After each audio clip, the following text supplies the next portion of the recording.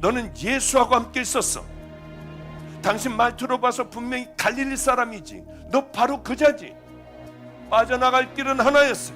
저주하고 맹세하여 가로되 나는 그 사람 알지 못해. 그 아주 나쁜 놈이야. 베드로를 욕할 사람이 있습니까? 여러분들은 이 땅의 삶에 그렇게 당당하게 주님을 지켜주시면서 살아왔습니까? 아니면 세상의 쾌락이나 여러분들에게 가장 중요하던 것을 먼저 잡지는 않았나요? 지옥에 간다 해도 나 맹세코 예수 몰라 소리쳤던 베드로하고 뭐가 다르겠어요? 그런데 그때요, 바로 닭울음 소리가 들려요. 너무나도 기가 막혀 예수님을 비로소 눈을 들어 바라봤어요. 내가 다 알아. 네가 얼마나 약한지 내가 다 알아. 인자한 눈이셨어요. 그런데 자기같이 약한 자가 없었어요. 자기같이 용기도 없고 믿음이 없었고 비겁한 자가 없었습니다. 주님을 모른다고 벌써 하다가 보니까 3번이나 부인을 했고 저주까지 해버렸습니다.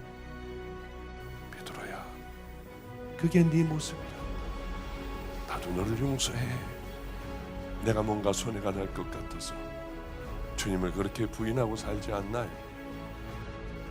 마음은 하나님을 멀리 떠나 있는 우리들의 모습 아닌가요? 하나님을 가까이 하라. 그리하면 너희를 가까이 하시리라.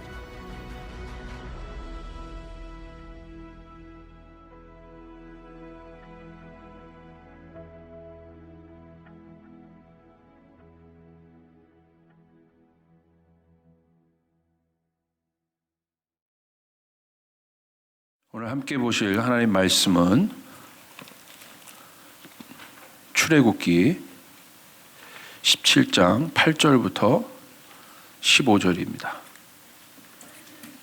출애굽기 17장 8절부터 15절 말씀입니다. 구약성경 108페이지에 있습니다. 17장 8절부터 15절. 우리 함께 8절부터 함께 합독하도록 하시겠습니다. 시작. 그때 아말렉이 와서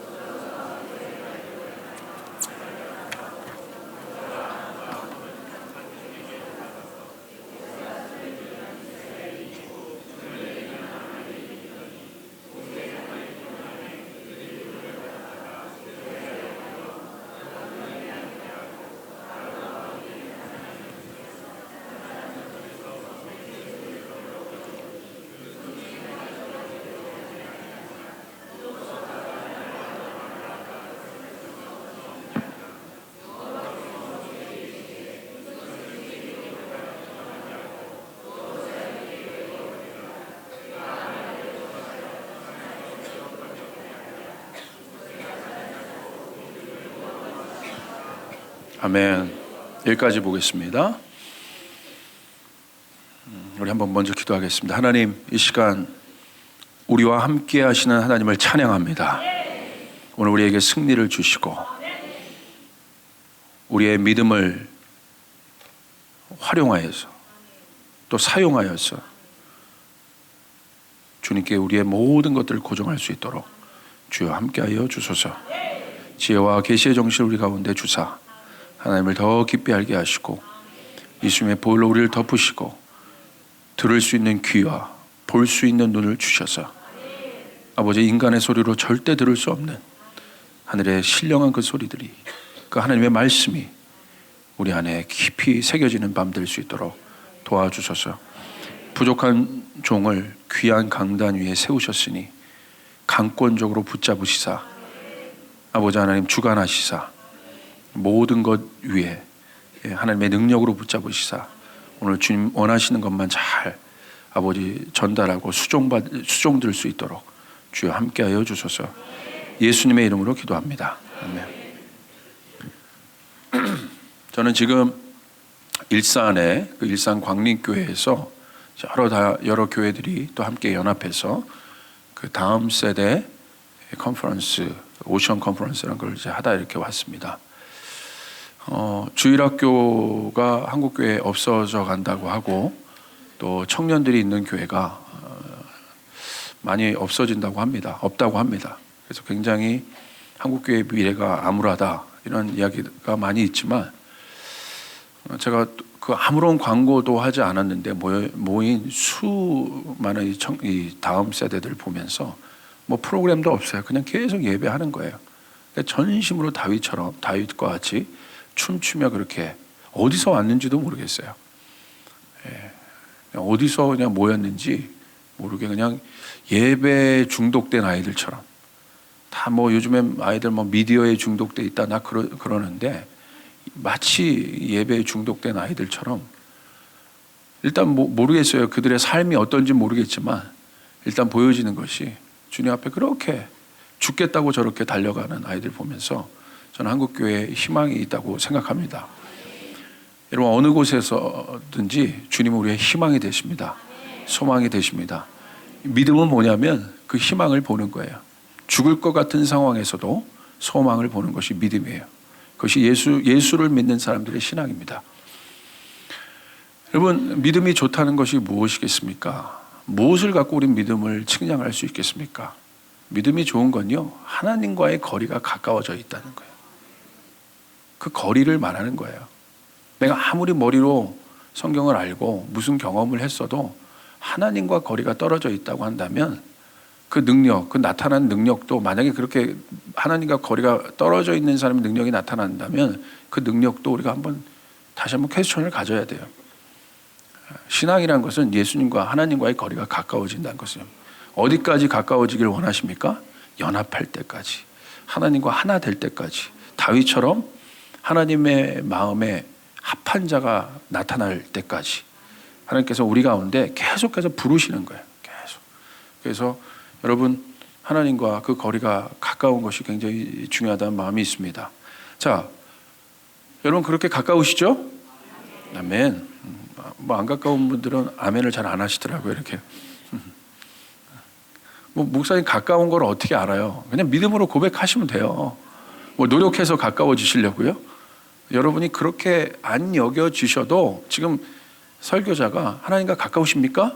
라고 얘기하면 오늘 그 강도, 예수님 옆에 있었던 이 강도들도, 그 흉악한 죄인들도 오늘 네가 나와 천국에 있으리라 그 한마디 때문에 천국에 있게 됐는데 무슨 행위가 뭐가 그렇게 중요해요? 그게 여러분의 믿음의 고백이 중요한 거예요. 중요한 건 주님의 말씀을 내가 믿고 있냐는 거예요. 그게 중요한 거예요.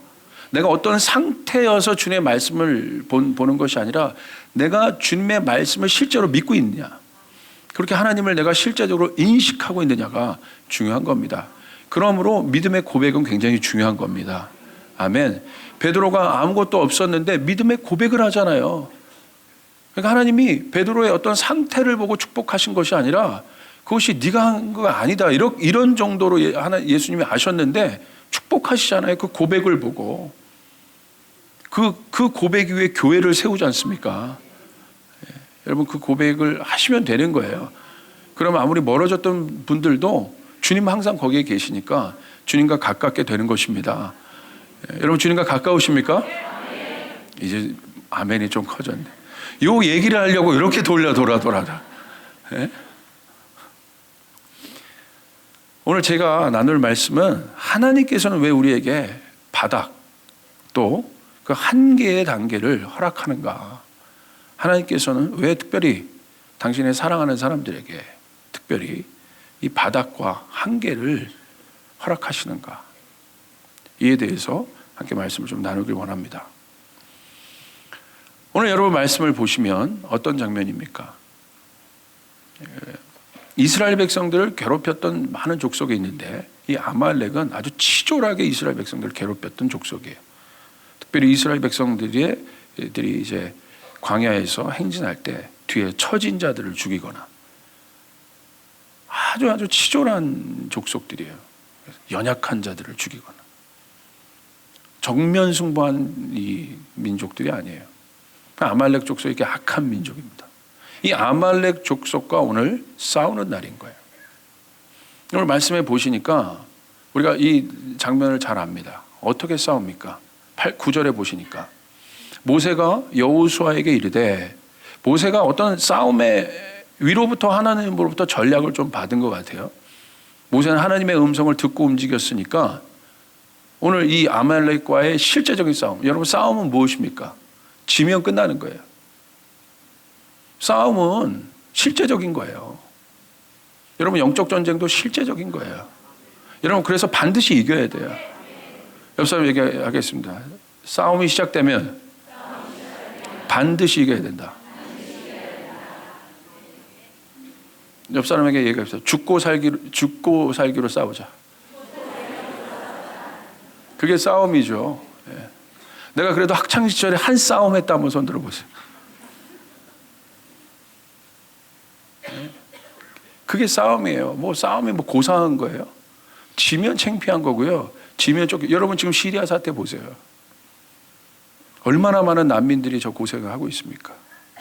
제가 언젠간 뭐 다음에 마가대학방에서 와서 이 난민 문제에 대해서 한번 설교할 일이 있을지도 모르겠어요.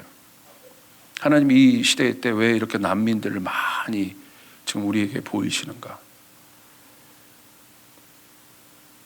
지금 난민 때문에 유럽은 모든 게 지금 셧다운되고 있어요. 그 어마어마했던 유럽의 모든 인본주의적 DNA들이, 다시 말하면 인간이 만들었던 모든 장치가 경제권, 정치권 하나도 돌아가지 않아요. 난민 때문에. 지금 시리아 정도 터졌는데 이 정도가 유럽이 거의 마비되다시피 이렇게 하고 있는데요.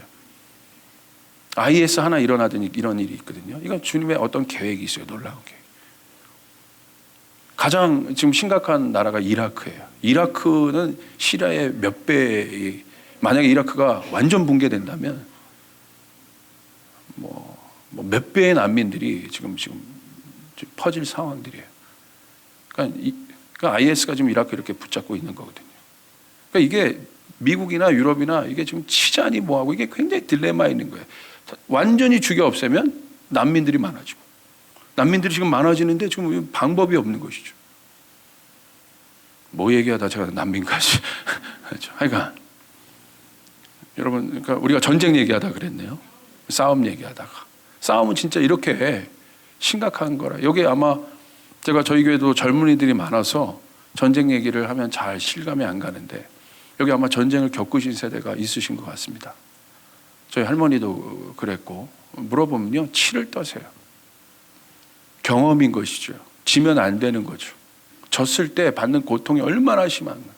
국제시장이나 영화 간접적으로 제가 이렇게 보면서 경험할 수 있어요. 제가 이렇게 보고 있는데 저 한켠에 그 나이 이렇게 지그시 드신 이렇게 양로원에서 단체 관람 오신 것 같아요.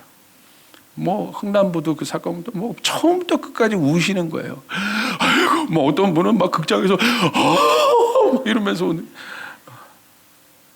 뭐 실제 오늘 그런 관점에서 아말렉과의 전쟁 한번 보십시오.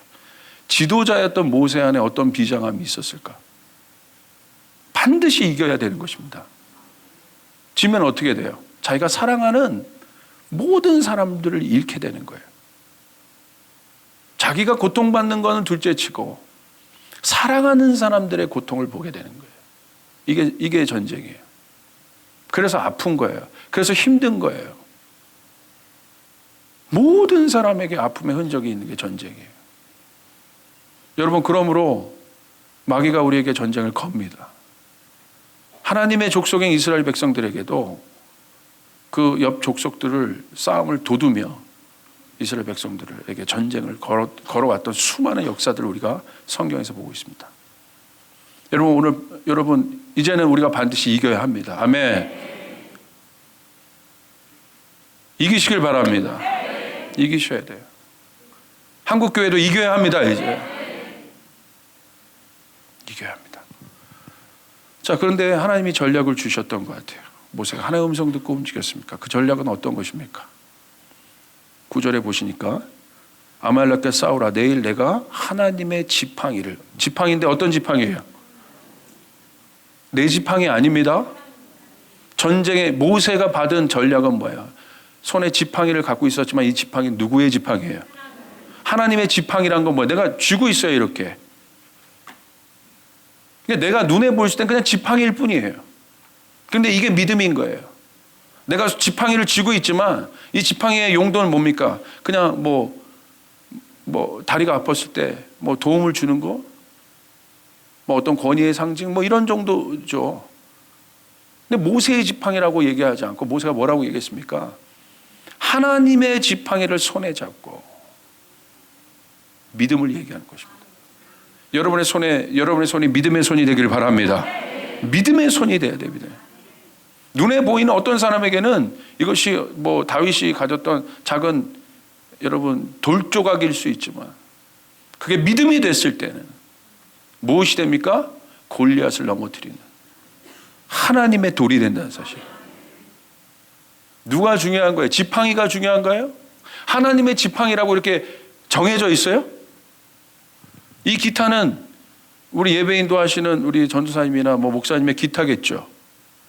기타일 뿐이에요. 근데 믿음 있는 사람에게 이 기타가 주어지면 이 기타는 누구의 기타예요? 하나님의 기타가 돼요.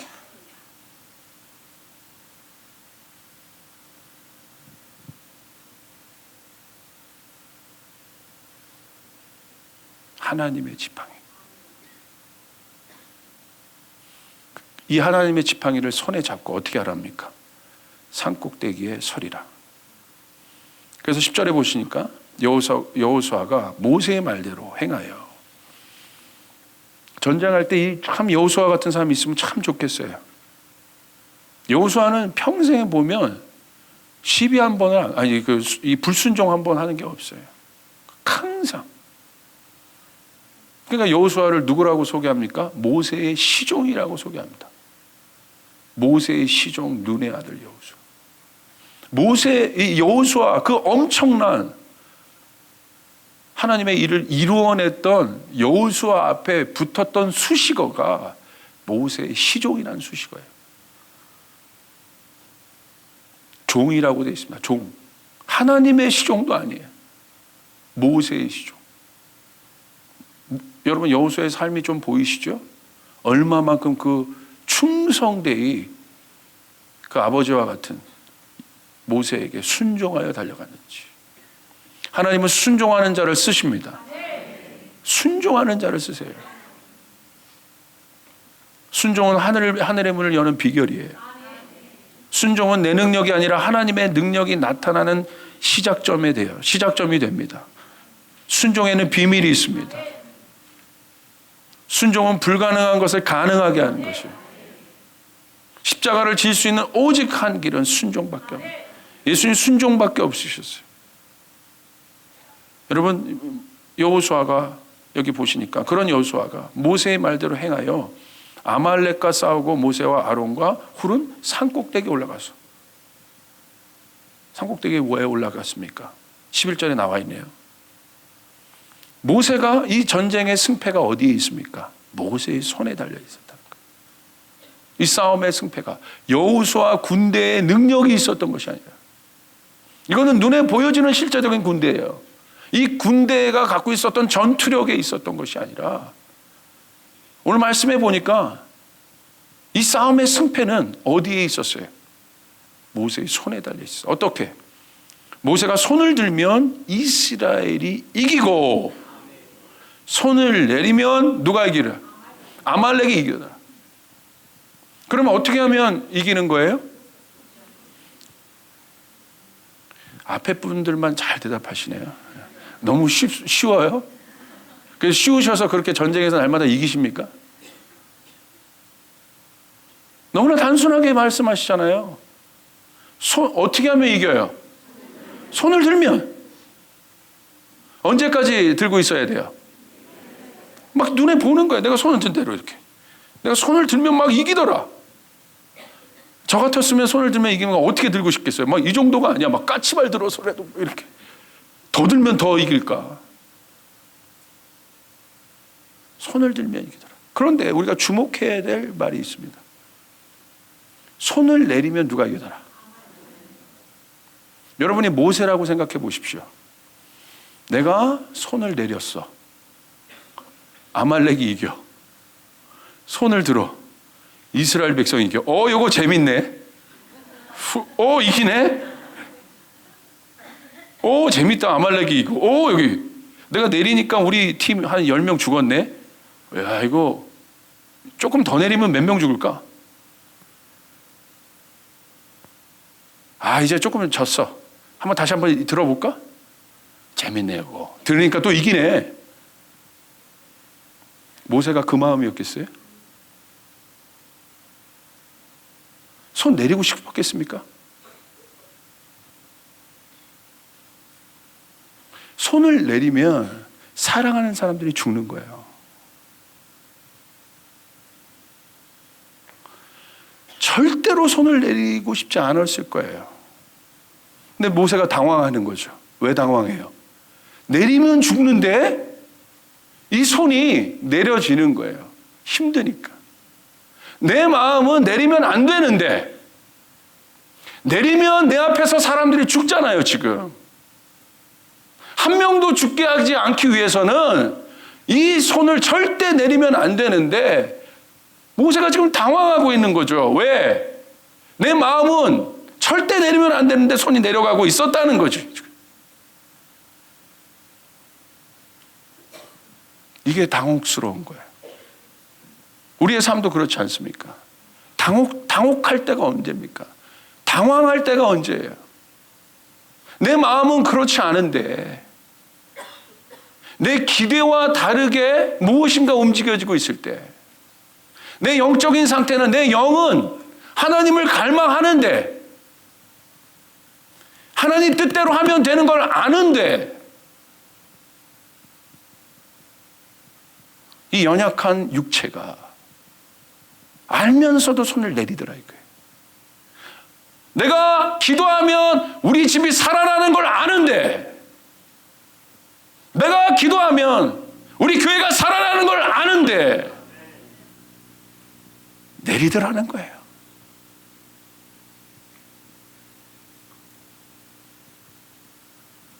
내릴 때 자기 앞에서 죽어가는 수많은 사람들 보고 이를 악물고 또 들었겠죠. 너무 힘든 거죠, 이게. 이 당혹스러움. 당혹스러움은 무엇입니까? 자신의 능력으로 가능하다고 여기는 기대감이 있어요, 우리가. 근데 그 기대감과 전혀 다른 일들이 나타날 때, 내 기대와는 다른 일들이 나타날 때 당혹스럽다. 제가요, 제가 아주 친한 선교사님이 한 분 계시는데, 요르단 선교사님이 지금 이제 나오셔서 이제 중동 또 시리아 쪽에 계셨는데 그게 분쟁되면서 이렇게 나오셨어요. 그리고 이제 요르단 이제 선교하러 가셔서 얼마나 이게 또 무료하고 또 선교사의 삶이 열심히 선교도 하지만 심심했겠습니까? 가족 다 갔는데. 그래서 한번 큰 마음을 먹고 요르단에 있는 동물원을 애들 데리고 간 거예요. 가족 데리고. 요르단에도 동물원이 있었다는 걸 알고. 그래서 동물원에 딱 갔네요. 저기에 호랑이 우리가 있다는 거야. 이야, 이 더운 지방에도 동물원이 있고 호랑이가 있네. 들뜨는 마음으로 그 호랑이 앞에 간 거야. 막 호랑이, 한국에서 봤던 그 영망하고 그 매서운 호랑이들. 딱 갔더니요, 호랑이가 더워가지고 온유에 퍼진 개처럼 동물원에 이렇게 누워 있는 거예요. 퍼져가지고 혀가 이렇게 나와서. 그래가지고 그래도 그 호랑이니까 이렇게 지켜보고 있었던 거예요. 전혀 호랑이 같지 않은 거죠. 딱 일어났더니 호랑이가 그 뭐 관리도 엉망인 거예요. 딱 일어났더니 호랑이가 일어나서 배가 고픈지 옆에서 막 뭐를 먹더래. 뭘 먹나 이렇게 봤더니 뭐겠어요? 식빵을 먹더래. 호랑이는 뭘 먹어야 돼요? 고기를 먹어야 되는데 얼마나 관리를 안 하는지 호랑이가 식빵을 먹더랍니다. 식빵을. 이분이 너무 당혹스러운 거예요. 호랑이가 식빵을 먹네. 왜 당황했겠어요? 제가 우스갯소리로 여러분에게 이렇게 이야기를 드렸지만 자기가 생각했던 그 기대와는 다른 너무나 보잘것없는 호랑이가 나타난 거죠.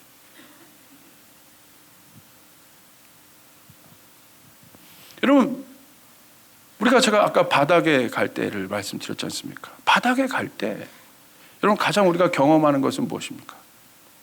당혹스러움이에요. 그 한계 상황에 갈 때 우리가 겪는 한 감정은 뭐예요? 당혹스럽다는 거예요. 왜 당혹스럽겠습니까?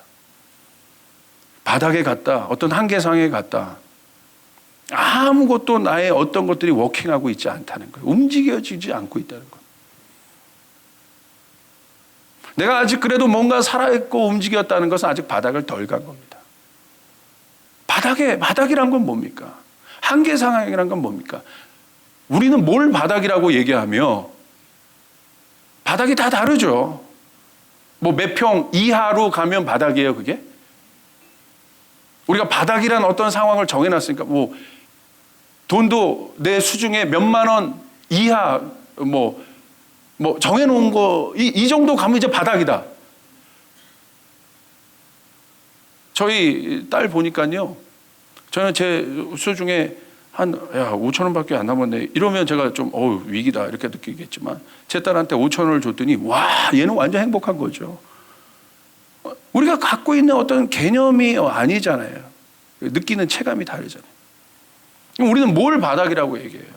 아무리 가진 높이 우리가 생각하는 그런 사회적으로 높은 사람들도 가지고 있는 사람들도 바닥을 경험할 때 우리가 봤을 땐 하나도 바닥이 아닌데 그들이 바닥이라고 느낄 때가 있어요. 한계라고 느낄 때가 있어요. 그때는 언제입니까? 아무것도 내 힘이 움직여지지 않고 있을 때, 꽉 막혀 있을 때. 그때 발견하는 나는 누굽니까? 연약한 내 자신을 발견하는 거예요. 승승장구하고 있는 내 자신이 아니라 한없이 약하디 약한 내 자신을 발견하는 거예요. 이렇게 형편없었나? 지금 이게 나야? 이렇게 두려워하고 어저께까지 내가 이렇게 믿음 있고 이렇게 내가 몇 개월 전까지 이렇게 강했던 사람인데 이 한계 속에서 이 바닥 속에서 연약한 이 모든 것 앞에 막 두려워하고 있는 나를 보는 거죠. 강한 나가 아니라 강한 나 이름 같네요. 강한 나 자신이 아니라 약한 나, 연약한 나를 보면서 그게 누굽니까? 남이 아니잖아요. 나잖아요. 당황하는 거예요. 그것을 보면서.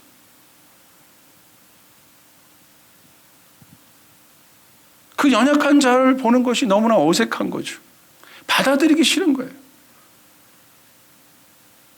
그 자아가 나면서도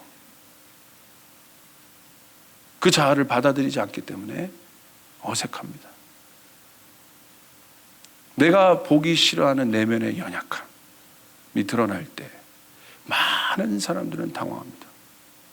가인 보십시오. 자기가 뭘 하는지 몰랐습니다. 그런데 언제 당황합니까? 아벨을 죽이고 나서 당혹스러워합니다. 일을 저지르고 나서 당혹스러워합니다.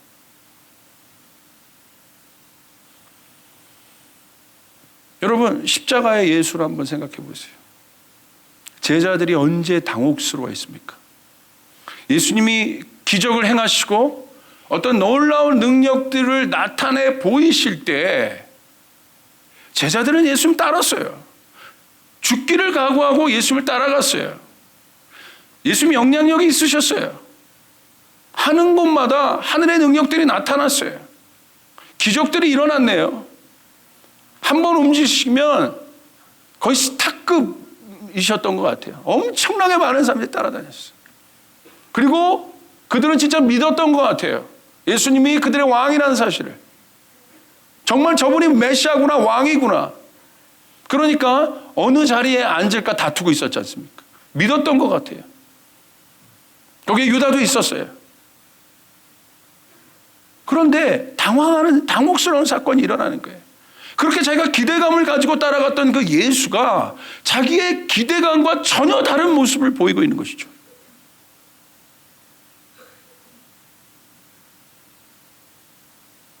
이때 당황합니다.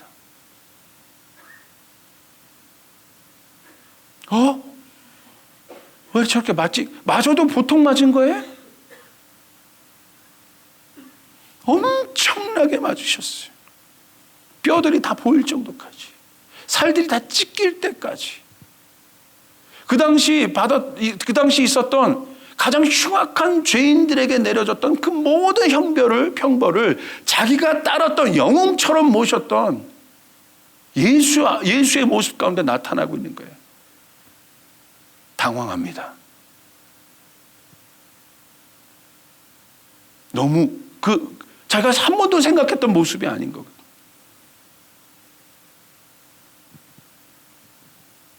그리고 그 연약함을 견디지 못하고 그들은 어떻게 합니까? 그들은 자신을 속이거나 아니면 그 어린아이가 지적하는 그 어린아이의 소리에도 두려워서 거짓말하고 했던 그런 제자들의 모습을 볼 수 있습니다. 에덴을 한번 생각해 보세요. 그 좋았던 에덴, 하나님의 임재가 가득했던 에덴, 당당했죠. 그들이 하나님의 형상인 그들, 만물의 영장이었던 그들, 하늘로부터 모든 권세를 받았던 그들, 하나님과 대화할 수 있었던 그들, 하나님과 함께 이야기할 수 있었던 그들, 천사들도 흠모할 수밖에 없었던 그 최고의 형상을 가졌던 그들, 스스로도 만족하고 있었던 것 같아요. 부족함이 없는 상태인 그들.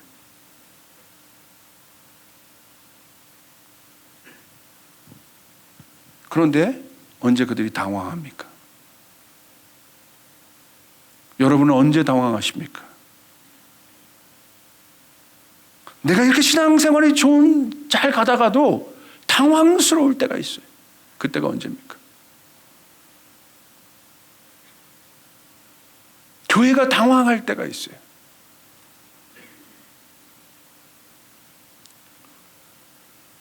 그들은 하나님의 형상이 깨진 자신을 보게 됐어요. 어떤 자신? 부끄러운 자신, 벌거벗고 있는 자신. 심하게 당황스러웠습니다. 힘들었던 것 같아요, 그들이. 이게 나야?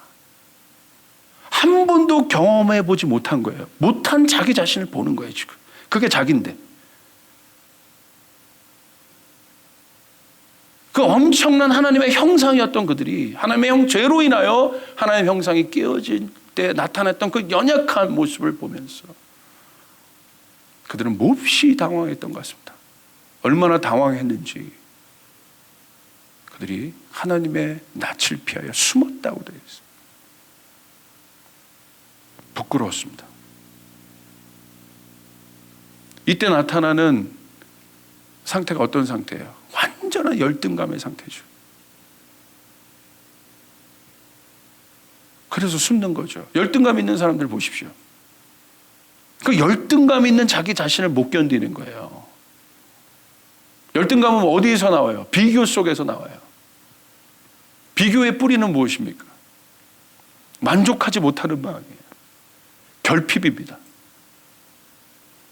그게 열등감의 뿌리예요. 그래서 사랑을 많이 못 받고 자란 아이들의 특징을 보십시오. 뭐가 많아요? 열등감이 많아요. 사랑 많이 받고 자란 아이들 보십시오. 환경이 그래도 밝은 아이들이 있어요. 열등감 없는 아이들이 있어요. 굉장히 쿨해요. 뭐 어디에 살든 괜찮아요. 그런 것을 미루어 볼 때 그 뿌리는 무엇입니까? 결핍에 있어요. 결핍.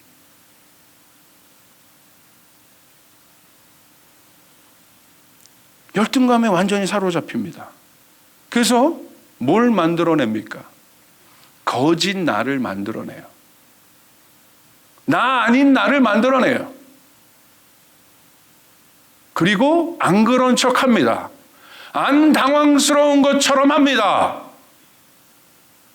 얼마나 많은 하나님을 믿는 사람들이 이 당황스러움을 못 견디어서 그렇게 드러났던 이 연약한 자아를 한 번도 처리해 본 경험이 없어서 용서받을 때 이 용서받은 경험이 무엇인지를 모르기 때문에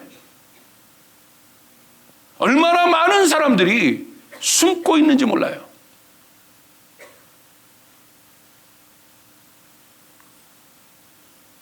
상황을 속이고 모든 것을 속여요. 결국 누굴 속이는 거예요? 상황을 속이죠. 안 그런 척. 내가 하나님과 엄청나게 멀어졌는데도 안 멀어진 척 살아요. 내가 하나님의 음성을 들은 지가 오래되었는데도 내가 여태까지 갖고 있었던 신앙적 경험, 그래도 내가 하나님을 오랫동안 그렇게 믿어왔던 사람인데 내 상태가 지금 형편없음에도 불구하고 그 연약한 자아가 내가 처음 예수님 사랑할 때처럼 그런 모습이 아닌 거죠. 그걸 자기가 아는 거예요. 지금 이미 그렇게 된 자의 자신임에도 불구하고 못 받아들이는 거예요. 그걸. 그래서 뭘 씌워요? 다른 나를 만들어내. 어떤 나? 신앙생활 하는 나, 껍데기의 나, 기도해도 능력이 나타나지 않는 나, 경건의 모양은 있으나 능력이 없는 나. 이걸 우리는 뭐라고 얘기합니까? 종교라고 얘기합니다. 여러분, 신앙은 종교가 아닙니다. 신앙은 생명입니다. 예수 믿는 것은 종교가 아닙니다. 종교 놀이가 아닙니다. 예수 믿으면 살고 예수 안 믿으면 죽게 되는 것이에요. 중간지대 없습니다. 예수 믿으면 천국 가는 것이고 예수 안 믿으면 지옥 가는 거예요. 예수 믿으면 승리하는 것이고 예수 안 믿으면 패배하는 것이고, 예수 믿으면 기적이 일어나는 것이고 예수 안 믿으면 기적이 없는 거예요.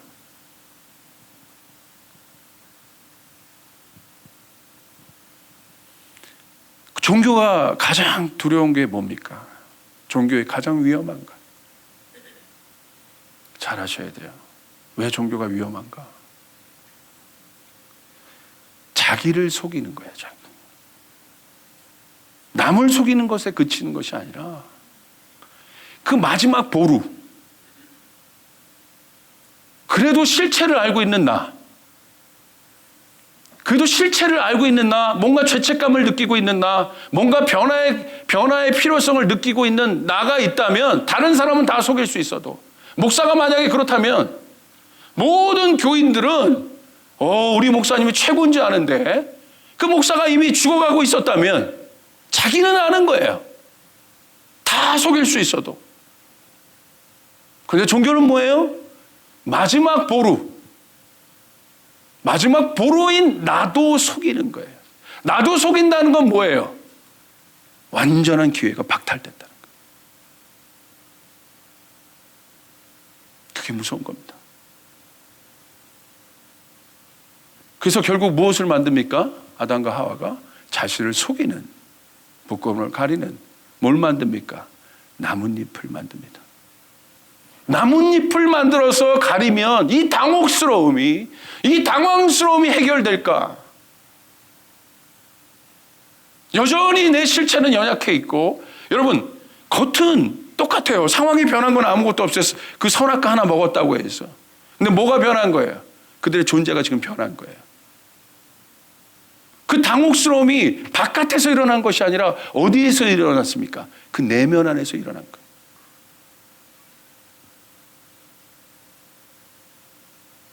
믿음의 사람들의 싸움은 바깥에 있지 않아요. 할렐루야.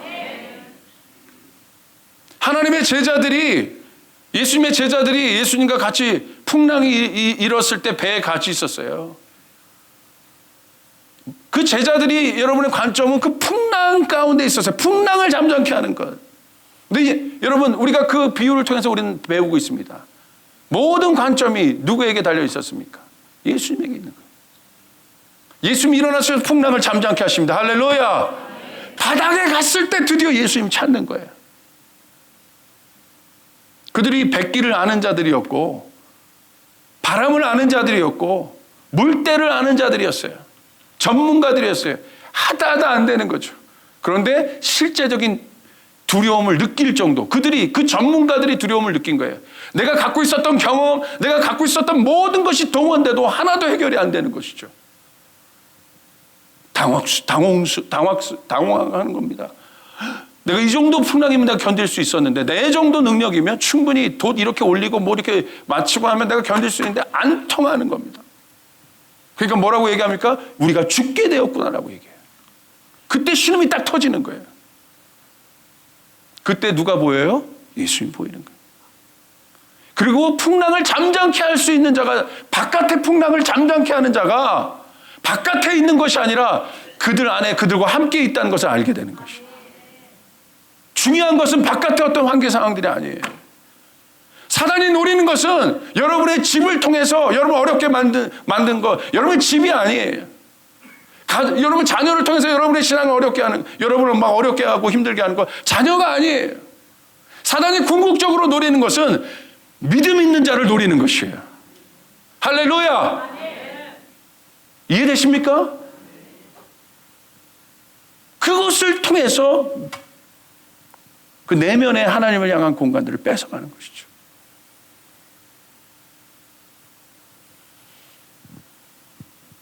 왜 여러분 나뭇잎이 종교입니까? 가렸어요. 그러나 여전히 부끄러운 거죠. 이게 종교예요. 열심히 했어요. 여전히 해가람이 없는 것이죠. 여전히 그 상태. 이게 종교입니다. 모양은 옷이나 옷으로서의 실제적 기능이 없어요.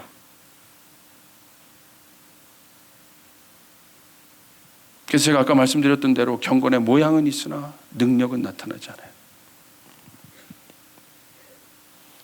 말씀을 지키고 있지만 말씀의 능력이 전혀 나타나지 않은 상태예요. 예수 신앙은 무엇입니까? 예수 신앙은 무엇입니까? 내가 부족해도 예수로 인해 안정감을 누리는 것이에요. 할렐루야. 이상하다. 똑같은 옷인데 이 안정감은 뭐지? 내가 만든 옷이 아닙니다. 그건 종교예요. 내가 만든 나뭇잎. 그러나 신앙은 무엇입니까? 누가 만드신 거예요? 하나님이 손수 지어서 만들어 가죽옷을 입히신 거예요. 하나님이 입히시면 안전해지는 거예요. 하나님이 입히시면. 이게 신앙이에요. 하나님이 하셨다는 것을 아는 것. 하나님이 승리를 주시는 분이라는 걸 아는 것. 하나님이 내 삶 가운데 부흥을 주시는 분이라는 걸 아는 것. 이게 신앙이에요. 근데 그 가죽옷을 어떻게 해주셨어요? 이 가죽옷은 누구의 상징입니까? 예수님의 상징이에요. 제가 어느 날 이 말씀을 묵상하고 엉엉 울은 적이 있어요. 바닥에서 떼굴떼굴 굴면서.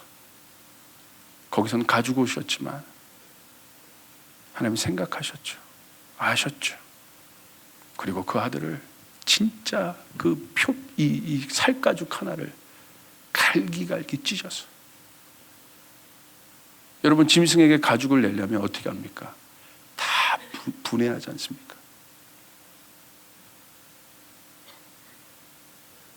짐승도 우리가 그런 걸 보면 마음이 짠한데 자기 아들을 갈기갈기 찢어서 자기가 제단사가 돼서 그 살을 가위질해서 죄 많은 우리에게 그 옷을 입혀주신 거예요. 제가 그것을 깨닫고 알고 있었지만 마음으로 그것이 레마로 오면서 그날은 거의 방에서 그냥 굴러다녔던 것 같아요.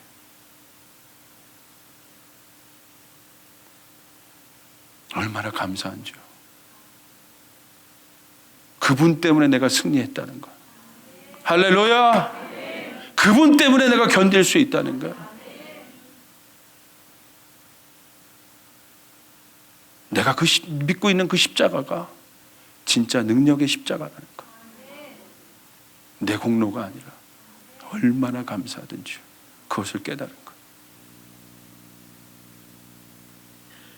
여러분, 연약함이 나타날 때 당혹스러운 일들이 일어나지 않습니까? 이제는 그 당혹스러움을 이겨야 합니다. 할렐루야. 당혹스러움을 이겨야 돼요. 신앙은 무엇입니까? 신앙은요, 믿습니다가 신앙이 아니에요. 뭔가를 열심히 하는 게 신앙이 아니에요. 구체적인 신앙의 성장은 나에게 나타났던 연약한 모습이 나타날 때마다 이것을 내가 항상 회피했었는데 이 연약한 모습을 다루어 가는 거예요. 이게 납니다, 하나님. 이게 나네요. 이게 나예요. 이게 내 실체예요, 하나님. 도와주세요. 그럴 때 우린 성장할 수 있어요. 그때 우린 진짜 예수를 만날 수 있어요. 이기신 예수를 만날 수 있어요. 맨날 지는 예수가 아니라 이기신 예수를 만날 수 있어요. 자기를 부인하고 자기 십자가를 지는 단계가 자기를 부인하는 것까지 내가 알겠다 이거예요. 어떤 자기를 부인해요? 종교의 옷을 입고 싶은 나를 부인하고 연약한 모습이 나타나도 그게 난 거죠. 그 십자가 생각해 보세요. 우리가 보는 나이스한 십자가 아니었습니다. 피가 덕지덕지 붙어있는, 아직도 피 냄새가 진동하는 그 십자가를 내가 지는 이유는 무엇입니까? 그 피가 덕지덕지 붙어있던 죄인의 십자가는 영광의 십자가가 되었다. 그렇기 때문에 지는 거예요.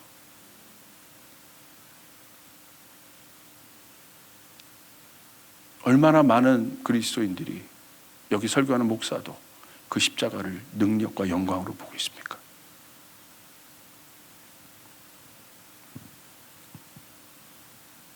그때 우리의 신앙은 그 십자가 안에서 그것들을 처리해 나갈 때 명확해집니다. 우리의 신앙이 분명해집니다. 이제는 분명해져야 할 때입니다. 때가 가면 갈수록 양과 염소가 나눠지는 거예요. 할렐루야! 할렐루야! 할렐루야! 할렐루야! 분명해지는 것. 분명해지는 것.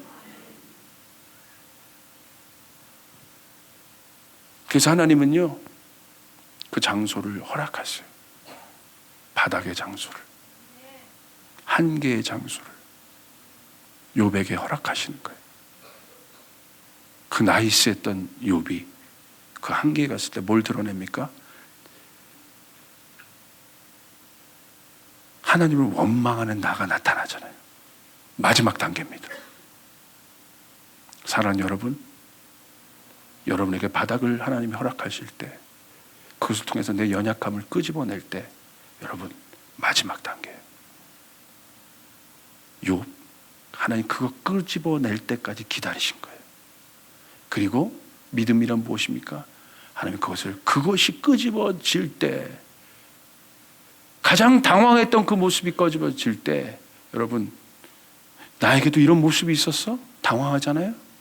근데 여러분 그 나는 아무것도 할 수 없는 나예요. 아무것도 할 수 없는 나예요. 그래서 당황스러운 거예요. 보기 싫은 거예요. 꼴도 보기 싫은 거예요. 그 나가. 그것이 드러날 때 바로 그때 하나님은 일하십니다. 그때 하나님은 일하시는 거예요. 그 욥이 나타날 때 하나님은 어떻게 하십니까? 우주의 원리를 풀어내버려요. 내가 누군가? 욥아 봐라. 욥아 봐라. 내가 누군가? 차원을 바꿔버리세요. 레벨을 바꿔버리세요. 할렐루야. 레벨이 바꿔. 이제 한국교회는 레벨이 바꿔질 때예요. 아멘. 다시 한번 열방의 선교의 도구로, 다시 한번 이 땅에 그리스도의 계절이 오기 위해서 레벨이 바꿔져야 될 때, 차원이 바꿔져야 될 때예요. 제자들은 무엇입니까? 제자들의 삶의 시작은 무엇입니까? 차원이 바뀐 거예요. 무엇입니까? 밤이 맞도록 수고하여도 내 힘으로는 고기 하나 못 잡았는데 예수님 말씀하시니까 자기 생각으로는 절대 고기 안 잡히는 그곳에 예수님 말씀하셔서 던지니까, 순종하니까 고기가 잡혀요. 차원이 바뀌었다는 거예요. 1차원, 2차원, 3차원, 눈에 보이는 것만 갖고 사는 사람이 아니라 보이지 않는 차원, 하늘의 차원을 열어버리는 사람들. 할렐루야! 이게 교회예요. 이게 그리스도인들이에요. 이게 하나님의 사람들이에요. 하늘의 능력을 이 땅에서도 이뤄내는 자, 경험하는 자. 나는 그 하늘의 능력이 필요하다. 손 들어보세요. 오늘 나는 그 하늘의 능력이 필요하다. 손 들어보세요.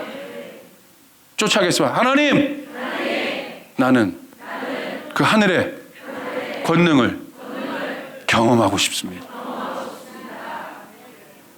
진심으로 고백해 보세요. 진심으로 고백해 보세요. 모세 당혹스럽죠. 내리는데. 근데 누가 붙습니까?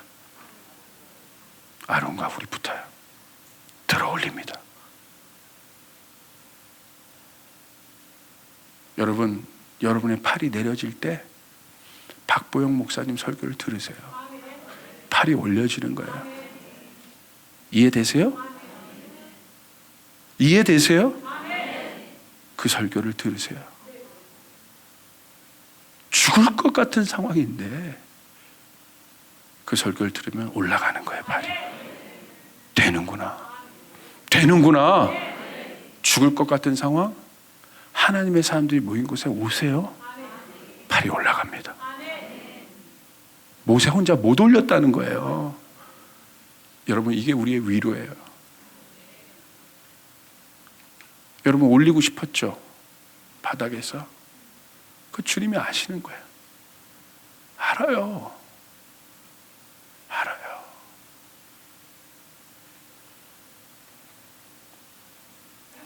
제가 이게 너무나 놀라운 거였어요.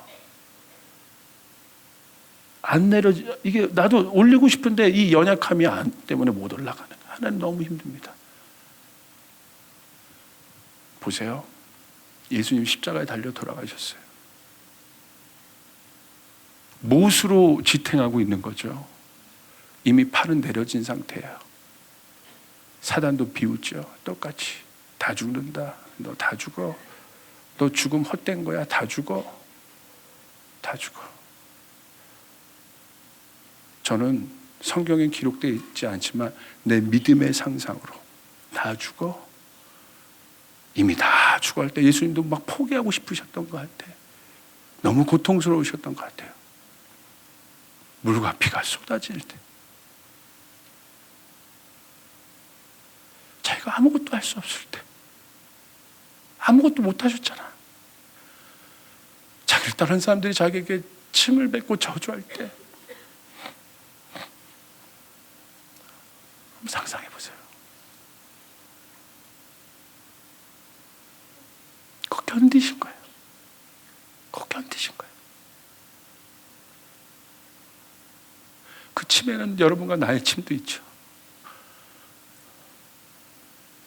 예수를 안 믿는 게 침이에요.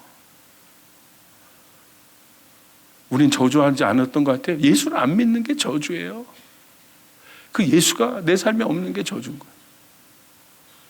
우리도 그 현장에 있었던 거예요. 내려질 때.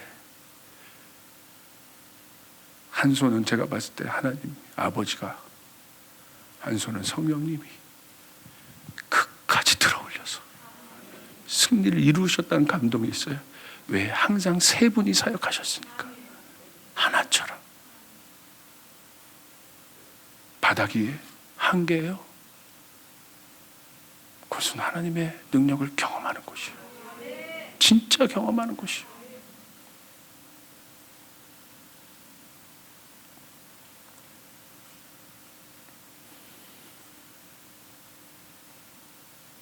열왕기상 18장에 19장에 엘리야의 모습이 있어요. 이 말씀하고 전 마치겠습니다.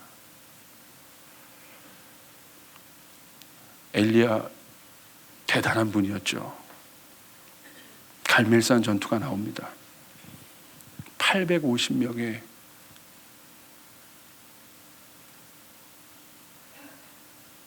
하나님을 대적하는 무리들을 엘리야가 이긴 자예요.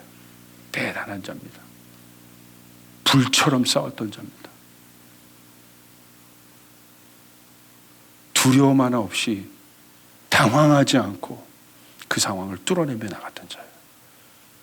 승리 이후에 어떤 일이 있었습니까? 이세벨 한 존재가 뜬 거예요. 근데 엘리야의 모습을 보십시오. 그 저는 19장이 너무나 저한테는 당황스러웠어요. 이게 엘리야야? 19장 4절에 보시니까 자기 자신은 광야로 들어가 하루끼쯤 가서 한 로뎀나무 아래 앉아 자기가 죽기를 원하여 이르되 여호와여 넉넉하오니 지금 내 생명을 거두시옵소서. 나는 내 조상들보다 낫지 못하니이다. 이게 엘리야입니까? 열왕기상 18장에 그 엘리야는 어디 갔습니까? 이게 같은 인물인가요?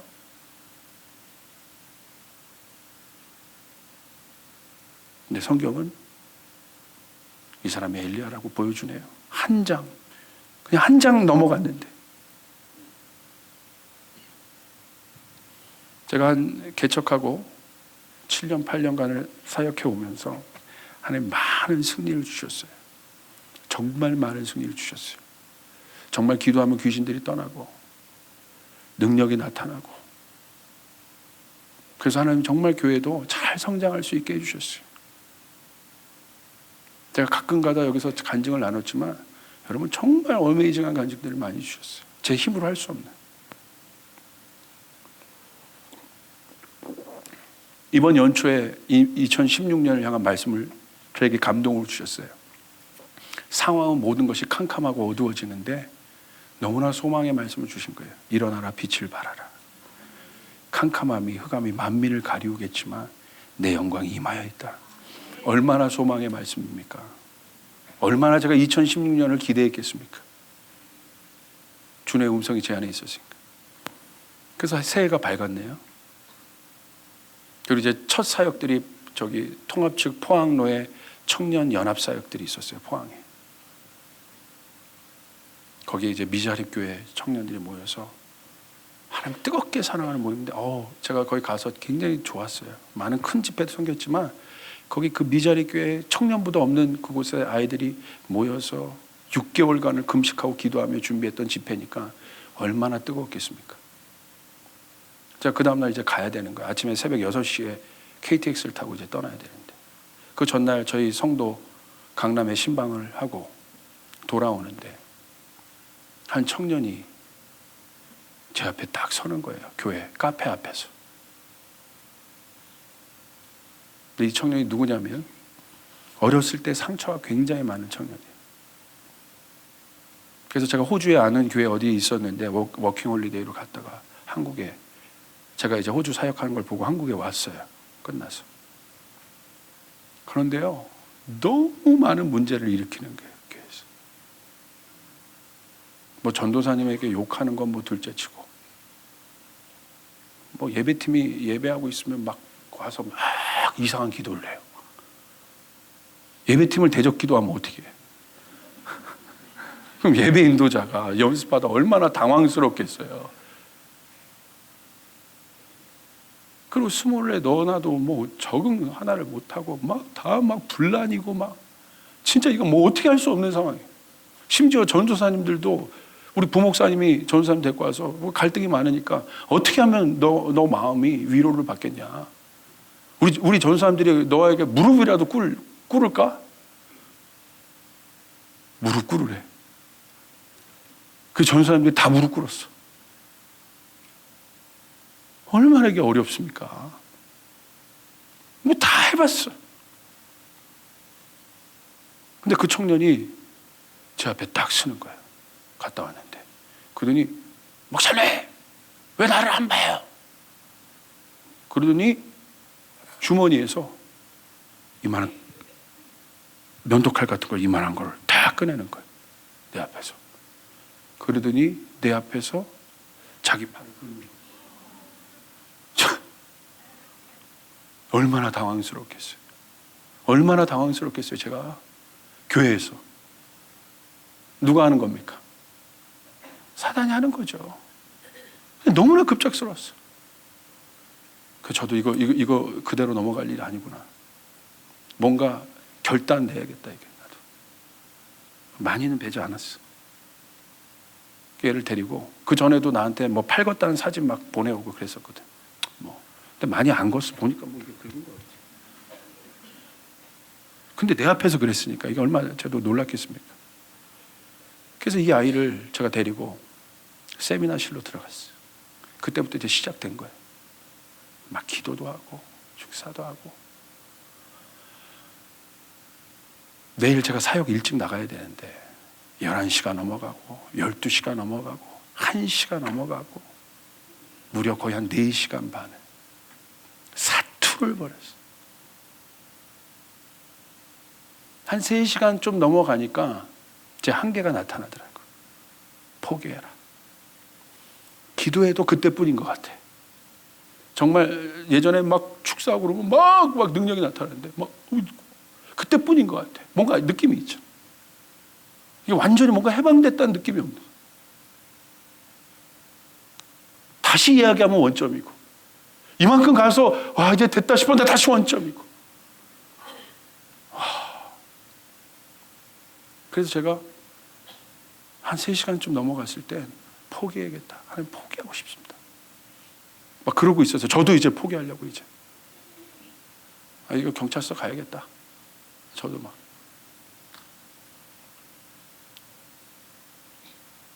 그러는데 한 4시간쯤 넘어갔을 때 그래도 제 안에 막 다툼이 있었죠. 아니다. 끝까지. 그래서 뭔가 마지막에 약간의 실마리를 저한테 보여줬어. 그거에 감사해서 제가 이렇게 기도하고 잘 끝났어요. 근데 이게 막 마음이 해결이 안 되는 거예요. 그리고 집으로 돌아왔습니다. 저희 스태프들도 전사님들도 막 바깥에서 중보해 주시고 그랬던 것 같아요. 그리고 집에 들어갔어요. 집은 껌껌하죠. 터벅터벅 집에 들어가서 소파에 제가 누웠어요.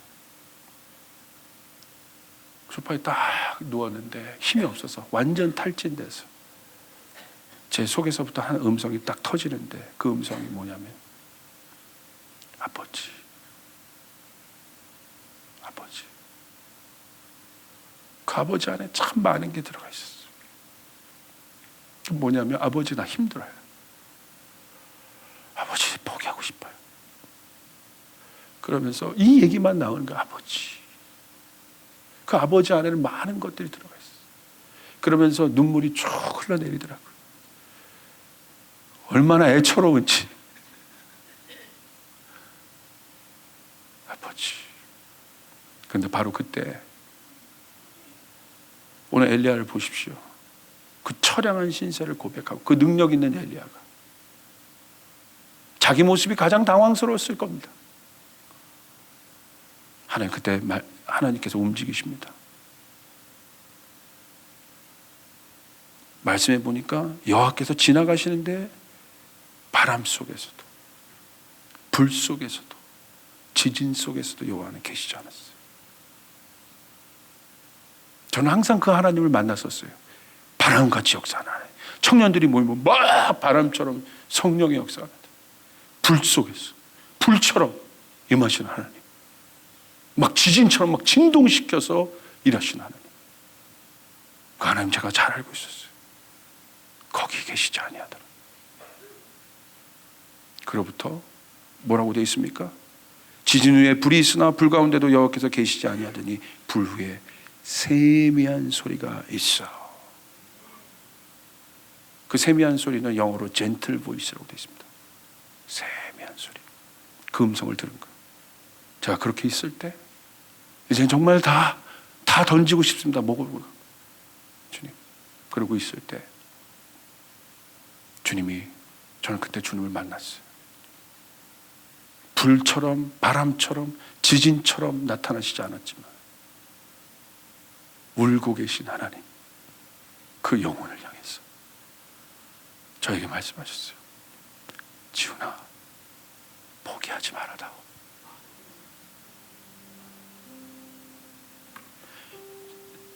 주님이 그렇게 사랑하는지를 몰랐어. 포기하지 마라.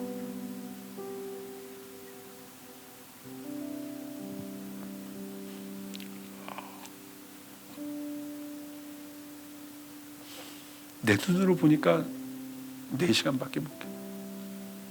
1년, 2년밖에 못 견뎌. 그 주님의 말씀, 포기하지 마라. 너가 포기하면 어떻게 하니? 모세야, 손 내리지 마. 네가 포기하면 어떻게?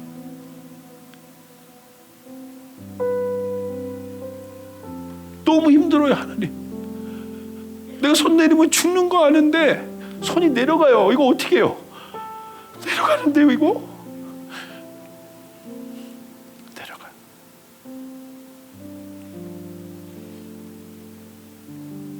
그때 제 마음이 이렇게 넓어져.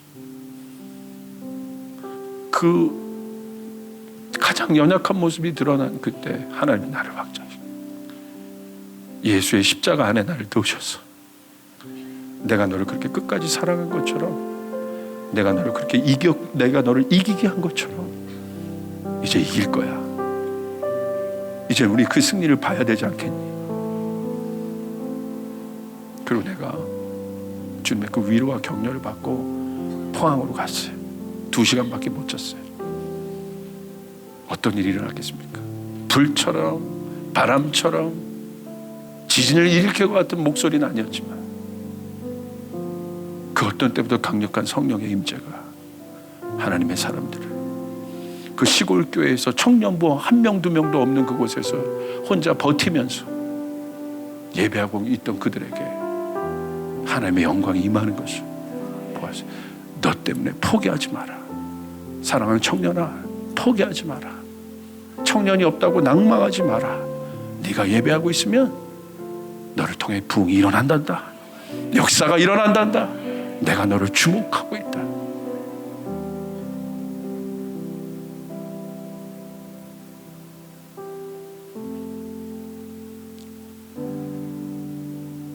우리는 이 음성이 필요합니다.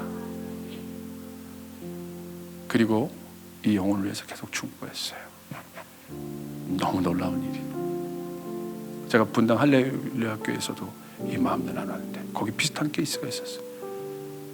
저는 진짜 어떤 때보다 강력한 성령의 임재를 봤어요. 포기하고 있던 그 공동체 전체가 고민하고 있었던 어떤 한 자매가 있었는데 그 공동체 전체가 그 한 자매를 위해서, 한 영혼을 위해서 일어나는 것을 보았어요. 그게 주님의 마음인 것을 그들이 깨달았어요.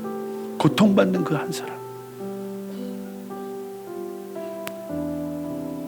근데 오늘 어저께 그 오션 컨퍼런스하고 젊은이 컨퍼런스가 시작됐죠. 첫날 딱 마치고 제가 이제 바깥에 주차장으로 가는데 누가 저를 보면서 환하게 웃는 거예요. 누구겠어요?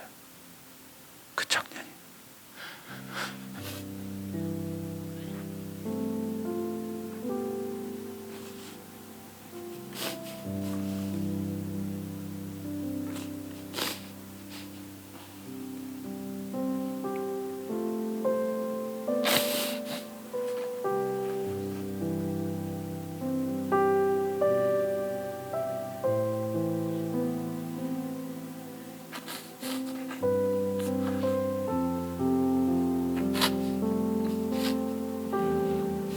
오늘 아침에 제가 교회를 갔는데 그 청년이 나와서 하나님 예배하더라고요.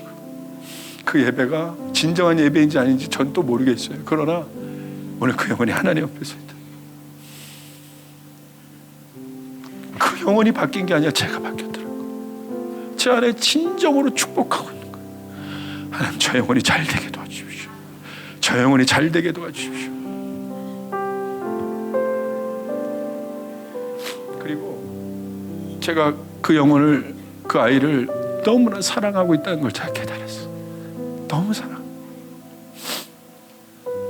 그 미소, 예전에는 그 미소가 꼴도 보기 싫었어. 근데 어저께 그 미소를 잊을 수가 없었어. 변화는 어디에서 있는 것입니까? 내 안에 있는 거. 내 안에. 바깥이 아니에요.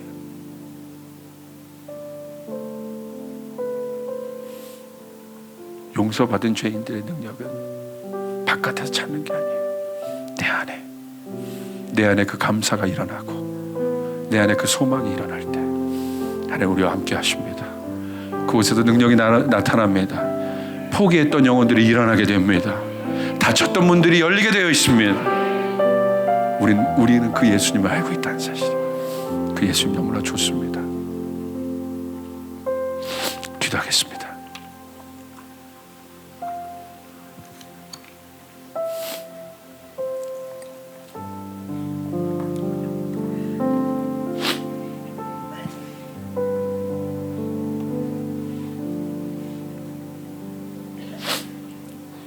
오늘 말씀을 들으면서 하나님, 내 손이 자꾸 내려가요. 오늘 말씀에 보니까요, 출애굽기 17장에 완전한 승리를 이룹니다. 해질 때까지 손을 내리지 않았다고 되어 있어요. 그리고 15절에 모세가 제단을 쌓고 그 이름을 여호와 니시라 하니라. 오늘 여러분에게 줬던 마가의 다락방을 보면서 오면서 주님께서 주셨던 단어가 여호와 니시입니다. 여호와 니시, 승리. 오늘 그 승리가 여러분에게 있습니다. 아멘. 오늘 주님께서 여러분을 그렇게 격려할 겁니다. 하나님, 내 마음은 손을 내리기 싫었는데 이 손이 자꾸 내려가요. 우리가 하는 건 뭡니까? 일어서서 여호와께 그 손을 드는 거예요. 우리 창조주께 그 손을 높이 드는 것이에요. 우리 구원자 예수님께 다시 그 손을 높이 드는 것이에요. 그 승리의 십자가 앞에 우리의 모든 것을 다시 한번 올려드립니다. 용서받은 자의 손은 경배의 손이고, 온 세상을 축복하는 손이고, 승리의 손인 것이에요. 오늘 여러분의 손이 내려갈 때 성령께서 여러분의 손을 높이실 겁니다. 다시 들어 올리실 것입니다. 내가 너와 함께한다. 오늘 제 말씀을 들으시면서 혹시 그냥 그런 분들이 혹시 있으셨다면, 내 의지와 상관없이 이 손이 내가 자꾸 내려갔어요. 하나님, 내 자녀를 위해서도 내가 포기하고 싶은 이 상황인데, 하나님, 내가 알겠는데 내가 그 절박함으로 여기 왔네요. 하나님, 혹시 그런 분이 있습니까? 그런 분 있으면 좀 손을 드시겠어요? 이렇게 다 그럴 필요 없어요. 혹시 그런 절박함 가운데 계신 분들, 자리에서 좀 일어나시겠습니까? 그분들 진짜 제가 묻는 건 그 절박함이 있어요. 절박함.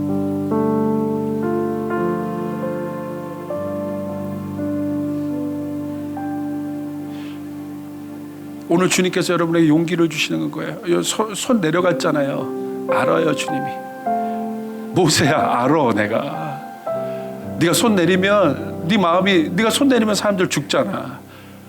내리고 싶지 않은데도 내려갈 수밖에 없는 거죠. 주님 아시는 거예요.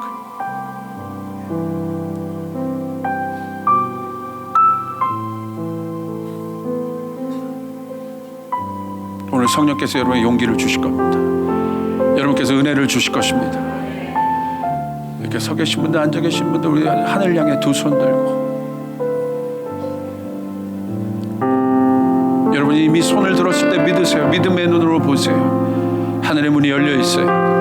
하늘의 문이 열려 있어요. 하늘의 문이 열려 있어요. 오늘 하늘로부터 오늘 그 능력이 여러분에게 임하게 돼요. 하나님, 내가 신음소리밖에 나오지 않아요. 신음소리밖에 나오지 않아요. 하나님, 나는 하나님을 향해 이 손을 높이 듭니다. 내 손을 하나님 앞에 높이 듭니다. 하나님, 받으시옵소서. 여러분, 기도하기 시작하십시오. 주님의 이름을 한번 부르고 우리 기도합니다. 주여!